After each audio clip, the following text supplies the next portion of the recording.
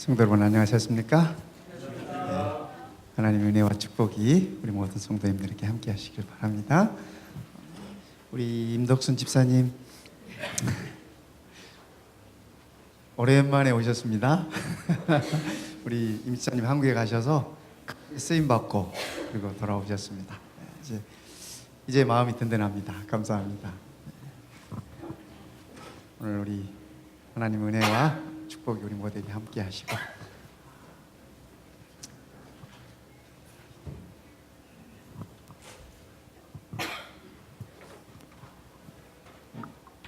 네, 잘 들리시나요?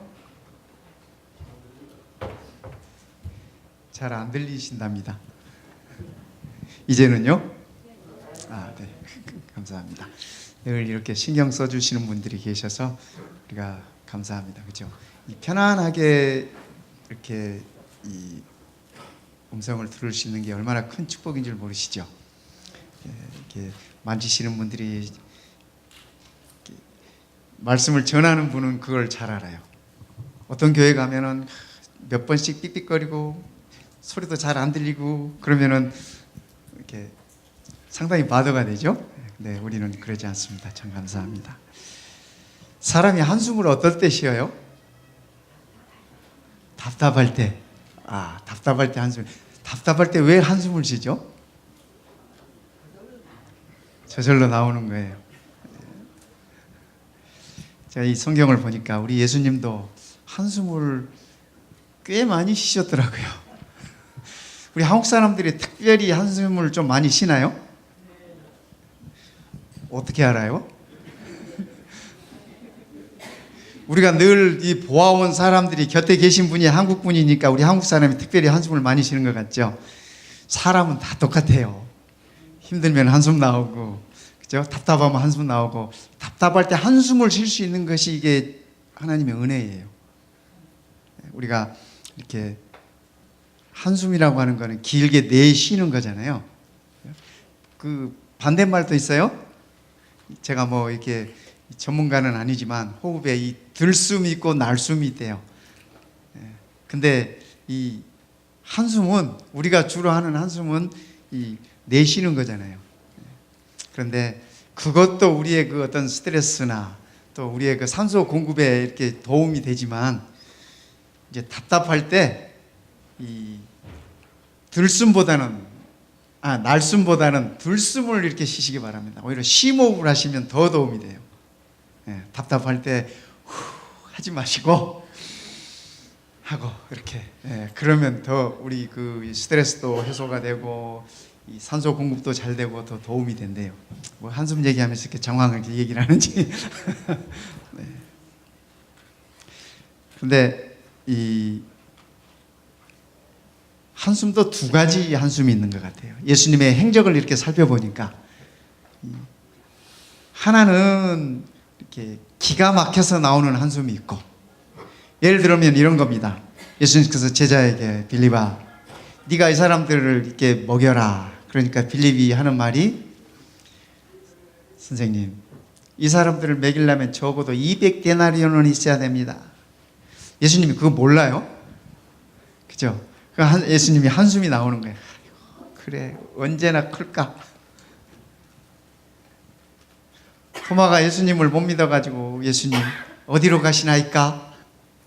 3년 동안 늘 같이 다니면서 얘기해 줬는데도 예수님이 토마를 보시면서 그래, 너의 믿음이 언제 자라겠니? 사마리아 지방을 지나면서 사마리아 사람들이 예수님을 이렇게 받아들이지 않으니까 요한이 뭐라 그래요? 하늘에서 불을 내려서 저 사람들 싹 쓸어버립시다. 예수님이 한숨이 절로 나와요. 그래, 너 그 성질머리 언제나 변화될고.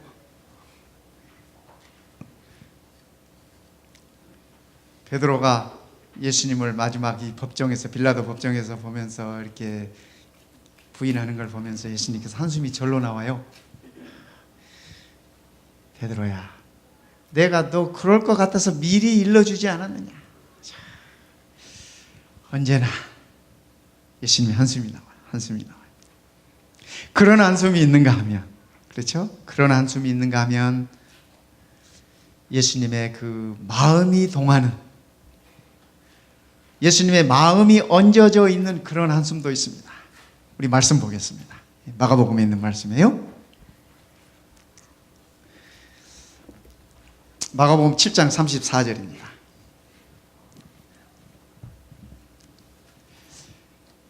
이스라엘 백성들이 애굽에서 나올 때 하나님께서 모세를 애굽으로 보내실 때 모세에게 하신 말씀 중에 무슨 말씀이 있었느냐면, 내가 내 백성들의 한숨과 내 백성들의 탄식과 그들의 부르짖는 소리를 듣고 불쌍히 여겨 너를 내가 그것으로 보낸다, 이렇게 말씀하셨어요. 그러니까 우리 하나님은 자기 백성들의 한숨을 들으시는 분이세요. 자기 백성들의 부르짖음을 들으시는 분이세요. 그래서 하나님께서 모세를 이스라엘 백성들을 구원하기 위하여 애굽으로 보내셨어요. 요즘 우리 로마서 공부하죠? 로마서에 살펴볼 것 같으면은 이 구원을 기다리며 고대하는 자들의 탄식에 관해서 얘기하고 있어요. 성경은 탄식이라고 기록이 되어 있는데요. 여기도 사도행전 7장 34절에도 탄식이라고 적혀 있죠. 그 탄식하는 소리를 듣고, 이 탄식이 쉬운 말로 하면 한숨이에요. 영어 성경에는 deep sigh 이렇게 적혀 있어요. 깊은 한숨, 그게 탄식입니다. 그래서 하나님께서 자기 백성들의 탄식 소리를, 한숨 소리를 들으셨어요. 로마서 8장에 보면은 구원을 향하는 온 피조물들의 탄식 소리가 있다고 그렇게 말씀하셨어요. 또 23절에는 성도들의 탄식이 있다. 구원의 날까지 성도들의 탄식이 있다. 그런가 하면 그 성도들을 위한 성령 하나님의 탄식도, 우리의 구원을 이루기 위한 성령 하나님의 탄식도 함께 있다라고 그렇게 얘기를 하십니다. 그러니까 그분이 오시는 날까지 이 세상은 온통 다 탄식의 세상이에요. 그 탄식이 구원을 기다리는 탄식이든지 아니면 세상에서 이루어지는 괴로움의 탄식이든지, 때로는 화재나 때로는 이 태풍이나 이런 것들로 인하여 오는 재난을 통하여 오는 탄식이든지 어떤 종류의 탄식이든지 이 세상은 다 탄식의 세상일 수밖에 없습니다. 때로는 내 형제가 아플 때, 때로는 내 자매가 아플 때, 때로는 내 부모님이 아프실 때, 혹은 잠드셨을 때 성도들이 느껴야만 하는 그 탄식이 있습니다. 그러나 성도 여러분, 기억하시기 바랍니다. 우리 하나님께서 그 탄식을, 그 한숨을 기억하신다고 하는 사실입니다. 마가복음에 있는 말씀 보겠습니다. 마가복음 7장 34절입니다. 이 한숨은 어떤 한숨인지 한번 살펴보겠습니다. 우리 예수님의 한숨입니다. 함께 읽어볼까요? 7장 34절. 하늘을 우러러, 시작. 하늘을 우러러 탄식하시며 그에게 이르시되 에바다 하시니 이는 열리라는 뜻이라. 네. 예수님께서 갈릴리 지방으로 돌아오셨습니다. 저 데가볼리 이 갈릴리 호수 건너편에서 한 여인의 이 딸을 치료하시고 갈릴리로 다시 돌아오셨어요. 돌아오셔서 보니까 어떤 사람이 말 더듬고 또 제대로 듣지 못하고 그런 사람을 데리고 왔습니다. 예수님께서 그를 보시면서 앞에 이 7장 이 34절 앞에 예수님의 모습을 보면 예수님께서 그를 이렇게 측은히 여기시고, 그죠? 예, 측은히 여기시면서 두 손을 벌리셔서 귀를 만지시고, 마가복음에는 이 손가락을 귀에 넣고 이렇게 적혀 있는데 손가락을 귀에 이렇게 넣었을까요? 그 표현보다는 예수님께서 그 두 귀를 만지셨다고 하는 표현이 더 좋은 것 같아요. 예수님께서 이 사람의 귀를 만지시고 그다음에 이렇게 혀를 만지시면서 이 침을 뱉었다고 적혀 있는데 침을 어떻게 뱉었는지 모르겠어요. 여러분 같으면 그 상황에서 침을 어떻게 뱉었겠어요? 제가 그 성경 말씀을 좀 이해해 보기 위해서 제 상상력을 다 동원해 봐도 답이 안 나와요. 답이 안 나와. 어쨌든 예수님께서 이 젊은이를 보시면서 귀를 만지고 그의 혀에 이 손을 대시면서 불쌍히 여기시면서 한숨을 쉬시고 그렇게 하시면서 말씀하시기를 열려라. 여러분, 이 못 듣는 사람은 말을 해요, 못해요? 못해요. 못 듣는데 말을 하시는 분은, 그죠? 말을 하시는 분은, 그분은 이 후천적으로 못 듣게 되신 분이에요. 태어날 때부터 듣지 못한 사람은 말을 못합니다. 그러니까 이 사람은 후천적으로 이 청력을 잃은 것 같아요. 그가 말을 하기 때문에. 그러나 말을 더듬어요. 제대로 하지 못해요.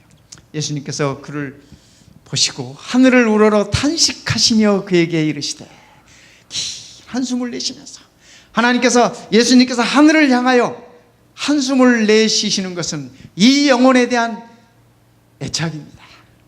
긍휼함입니다. 그를 아끼시는 마음인 것입니다. 어쩌면 우리 예수님의 깊은 사랑이 무언 속에, 이 사람을 바라보며 한숨 짓는 그 모습 속에 예수님의 사랑이 절절히 흐르고 있었다고 그렇게 생각이 들어집니다. 하늘을 향한 한숨이 예수님의 뜨거운 사랑을 그 어떤 웅변보다도 더 강하게 이 사람에게 나타났다고 저는 이 말씀 속에서 그렇게 보는 것입니다. 오늘 우리를 향한 예수님의 이런 한숨이 있으십니다. 우리를 긍휼히 여기시고, 우리를 측은히 여기시고, 우리를 안쓰러워하시는 그러한 예수님의 한숨이 있는 것입니다. 1955년 12월 1일 오후 6시였습니다. 알라바마주 몽고메리에서 한 흑인 여인이 버스를 탔어요. 버스를 타서 그 당시 법에 의하면 흑인들은 저 뒤에 따로 가서 서 있어야 되는 겁니다. 앞에 있는 좌석들은 전부 다 백인들이 앉을 수 있는 좌석이에요.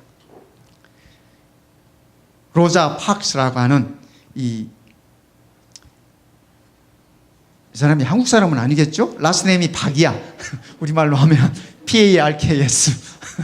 우리 이 박이야. 어쨌든 이 흑인 여인이 그 버스를 타서 너무 힘들었어요. 그날 일하느라고 너무 힘들어서 버스를 탔는데 저 버스 뒤에까지 갈 여력도 없어요. 기력도 없어요. 다리는 아파가지고 다리를 절었어요. 그래서 그가 아무 말 없이 앞에 비어있는 그 자리에 앉아요.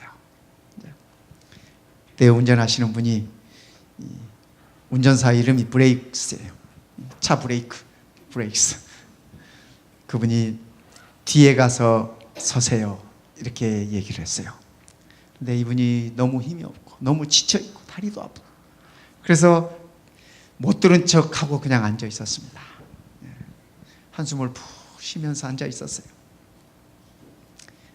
다음 정류장에서 경찰이 올라왔습니다. 올라와서 그를 끌고 갔어요. 법을 어겼다는 죄로 그를 끌고 가서 유치장에다 집어넣습니다. 나중에 이 경찰이 조소를 받았습니다. 조소를 받는데 현장에 있었던 운전사에게 물어봐야 될 거 아닙니까? 상황이 어떤 상황이었느냐 물어봤습니다. 운전사가 이렇게 진술을 했습니다. 그 흑인 여자는 말이 없었습니다. 버스에 앉아있는 백인들을 바라보며 한숨만 내쉬고 있었습니다. 그가 그렇게 진술했어요. 그래서 경찰이 이 로자라고 하는 흑인 여인에게 물어봤습니다. 이제 조소를 받아야 되니까. 왜 한숨을 쉬고 있었습니까? 하고 물어봤어요. 그랬더니 이 여인의 말이, 백인들이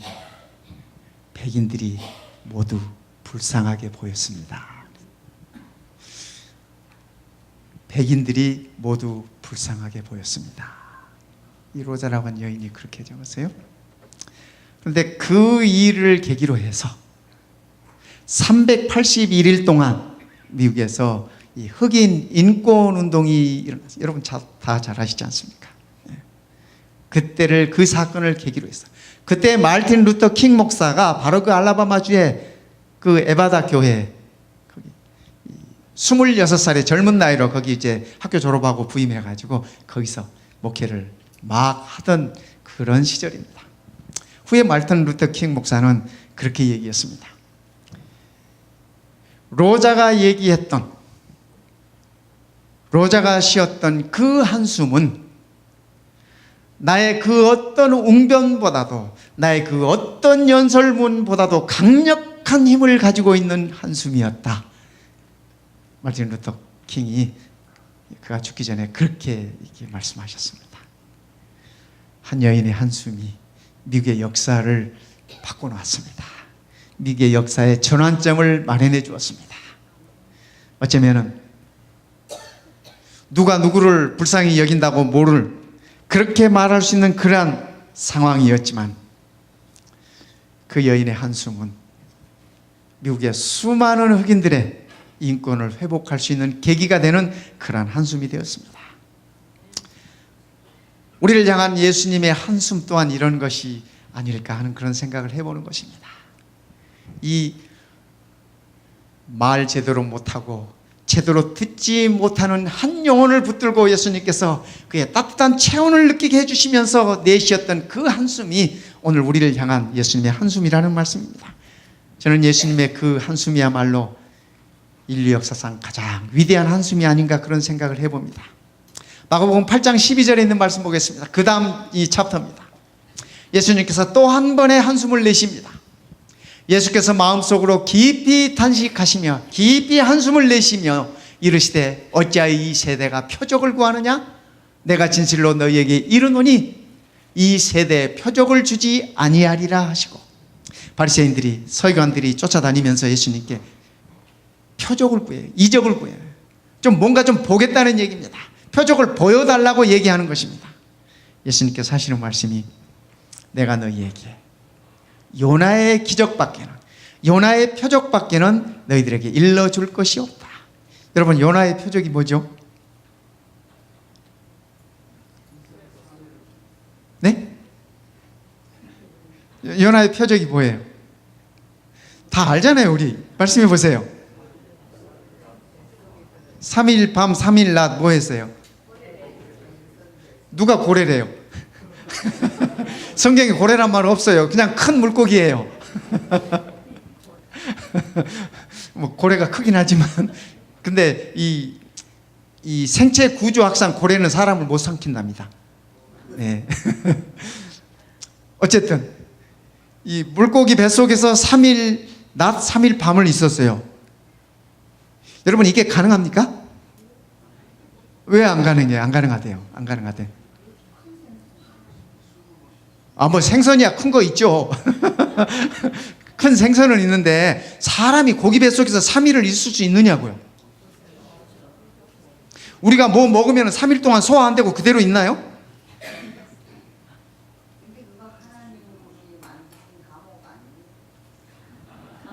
저도 그렇게 생각해요. 요나도 그렇게 생각했어요. 그래서 요나가 나중에 요나서의 그의 기도 가운데 보면 내가 음부에 내려갔다고 얘기해요. 내가 수올 가운데 있었다고 얘기해요. 그런데 여러분, 고기 뱃속에서 3일 있을 수 없어요. 제가 사람 뱃속에 한번 들어가 본 적 있어요. 이게 진짜가 아니라 이렇게 아이맥스 영화에, 요즘은 과학이 발달해가지고 그런 영화도 다 만들어요. 아이맥스 영화에 그런 게 있더라고요. 교회에서 그 젊은이들 데리고 LA에 있는 아이맥스 영화관에 간 적이 있었는데, 사람이 음식을 먹으면, 뭐 예를 들어서 뭐 미국 사람들 뭐 치즈를 먹는다, 치킨을 먹는다, 음식을 먹으면 이제 식도를 통해서 위에 들어가고, 그죠? 위에서 어떻게 소화액이 분비되고 어떻게 소화가 되며 어떻게 그것이 이 혈관을 타고 이 영양이 흡수가 되면 이걸 쫙 보여주는 영화예요. 그래서 사람 뱃속에 직접 들어가서 보는 것처럼 다 보여. 다 보여. 그런데 3일은 고사하고 하루도, 그죠? 우리가 음식 먹으면은 뭐 하루도 고사하고 몇 시간이면 소화돼요? 예. 아침 먹고 점심 먹을 때쯤 되면 다 소화되고 없잖아요. 그런 거예요. 그런 거예요. 그런데 이 요나가 그 뱃속에서, 고기 뱃속에서 3일을 있었다고 하는 얘기는 하나님의 철저한 보호하심 없이는 불가능한 얘기예요. 우리는 그 사실을 그냥 너무 쉽게 생각해. 예수님의 말씀도 그 말씀이에요. 너희들이 말씀을 통해서 요나의 표적을 들어왔고 배워왔고 공부해 왔는데 그거 말고 뭘 더 내놓으라는 얘기냐. 지금 예수님의 그 말씀은 내가 너희들에게 내가 십자가에 가서 죽고 3일 만에 부활할 것을 그렇게 얘기했는데 무슨 기적을 또 보여달라고 하느냐? 한심스러워서 한숨 내쉬는 것이 지금 예수님께서 이 바리새인들과 서기관들을 보면서. 그래서 내가 요나의 기적밖에는 너희들에게 일러줄 말이 없다. 말이 없다. 이러신 겁니다. 성도 여러분, 오늘 우리 예수님께서 우리를 보시면서 이런 한숨 안 내셨으면 좋겠습니다. 우리 그럴 자신 있죠? 그렇게 됐으면 좋겠어요. 그렇게 됐으면 좋겠어요. 표적을 보여달라. 표적을 보여달라. 뭐 예수님이 연극 배우입니까? 영화 배우입니까? 뭘 보여줘요? 그죠? 예배를 보자. 예배를 뭘 봐요? 그죠? 늘 보자 그래. 보자 그래. 그래서 예수님께서 한 번은 뭐라 그러셨냐면 너희들이 광야에 무엇을 보러 나갔느냐 그러셨어요. 맨날 보여달라니까 너희가 광야에 무엇을 보러 나갔느냐? 갈대를 보러 나갔느냐? 아니면 화려한 옷을 보러 나갔느냐? 얘기를 하면서 너희가 화려한 의상을 보러 갔더라면 궁전에 가거라. 왕궁에 들어가면 거기에 화려한 옷 입은 사람들 얼마든지 있다. 그런데 너희가 왜 광야에 나갔느냐? 그러셨어요. 예수님께서 그렇게 말씀하셨어요. 그죠? 오늘 우리가 하나님의 전에 무엇을 보러 오십니까? 성도 여러분. 그죠? 이 하나님의 거룩한 전은 무엇을 보러 오는 곳이 아니에요. 예수님을 보러 오는 곳이 아니에요. 광야는 내 자신을 살피고 회개가 이루어지는 곳이 광야입니다. 예수님께서 침례 요한을 따르던 자들에게 주셨던 말씀이야말로 바로 그 말씀이셨습니다. 오늘 우리가 이 예배를 통해서 예수님을 만나면 좋겠습니다. 우리의 자신이 예수님께 드려지면 좋겠습니다. 오늘 우리를 향한 예수님의 한숨이 첫 번째 의미의 한숨과 두 번째 의미의 한숨이 있지 않습니까? 첫 번째 의미의 한숨이 되었으면 좋겠습니다.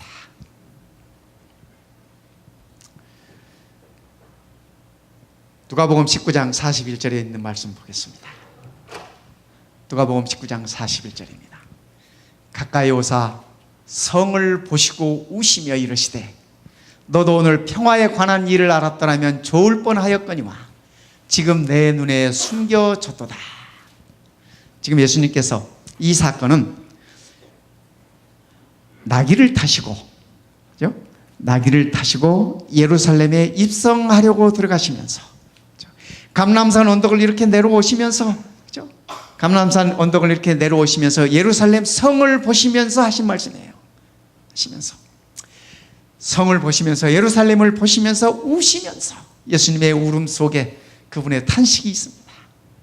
그러면서 하시는 말씀이 너희가 이 예루살렘 성의 평화에 관한 것을 알았더라면, 예수님께서는 예루살렘 성이 AD 70년에 불타 멸망할 것을 내다보고 계셨습니다. 그 사실을 지금 탄식하고 계시는 것입니다. 너희들이 그 일을 알고 그 일을 피할 수 있었더라면, 안타까운 마음에 예수님께서 말씀을 하고 계시는 것입니다. 원수들이 포위하고 원수들이 멸망시킬 것을 보셨습니다. 그리고 당신의 백성들이 그 안에서 고통당할 것을 보셨습니다. 예수님께서 말씀하십니다. 예루살렘아, 예루살렘아, 암탉이 병아리를 날개 아래에 모음같이 내가 너희 자녀를 모으려 한 것이 몇 번이더냐. 그러나 너희가 원하지 아니하였도다. 이렇게 말씀하셨습니다. 마태복음 23장에 있는 말씀입니다. 예수님께서 예루살렘을 향하여 말씀하십니다. 예루살렘아, 예루살렘아, 암탉이 병아리를 그의 품에 모음같이 내가 너희의 자녀들을 품에 모으려고 한 것이 몇 번인지 모른다. 수도 없이 내가 너희를 품에 안으려고 하였지만 너희가 그것을 원하지 않았다. 여기에 우리 예수님의 탄식이 있습니다. 예수님의 한숨이 있습니다. 어미의 가슴에 이 병아리들이, 이 어리고 작은 이 병아리들이 어미의 가슴 속에 그들의 모든 전제를 던져버리고 맡겨야 하는데 그렇지 않고 있는 상황을 예수님께서 보시면서 긴 한숨과 탄식을 하고 계시는 것입니다. 성도 여러분, 예수님의 이 눈물 가운데는 우리를 향한 그분의 깊은 사랑이 담겨 있습니다. 오늘 우리가 예수님의 이 한숨을 기쁨의 한숨으로 좀 바꿔드릴 수는 없겠는지요? 예수님께서 우리를 향하여 한숨을 내십니다.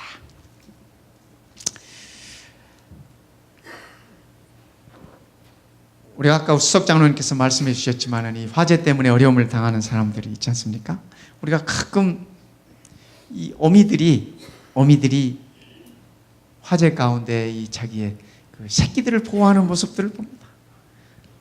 때로는 강아지들이 그런 경우도 있고 때로는 닭들이 그런 경우들도 있고 그러나 하나님의 그 품을 우리가 잊지 않으면 좋겠습니다. 우리의 삶 속에는 다 허리케인도 있고 화재도 있고 그렇죠? 우리의 생명을 요구하는 더 무서운 사단의 계교도 있습니다. 여러분, 우리의 어미닭 되시는 하나님의 품에 맡기시면 좋겠습니다. 거기에 우리의 안전이 있습니다. 거기에 우리의 생명이 있습니다. 거기에 우리의 영원한 존재가 있게 되는 것입니다. 불쌍하고 말 못하고 듣지 못하는 이를 알고 그를 안고 한숨을 내쉬셨던 우리 예수님, 기적을 보여달라고 따라오는 답답한 자들을 보면서 한숨을 내쉬셨던 우리 예수님, 신앙의 변두리만을 겉도는 병아리들을 향한 눈물과 한숨을 보이셨던 우리 예수님. 성도 여러분, 우리도 그 한숨에, 예수님의 그 한숨에 참여할 수 있으면 좋겠습니다. 월요일부터 우리 그 한숨에 참여하는 일로 인해서 우리가 교회에 잔치를 베풀지 않았습니까? 이 일은 기도 없이 이루어질 수 없는 일입니다. 내일 새벽에 우리 함께 이 일을 위해서 함께 기도하십시다. 1년 동안 새벽 기도에 한 번도 못 나오신 분, 내일 한번 작심하고 나오시기 바랍니다. 여러분의 사정을 다 알아요. 다 알아요.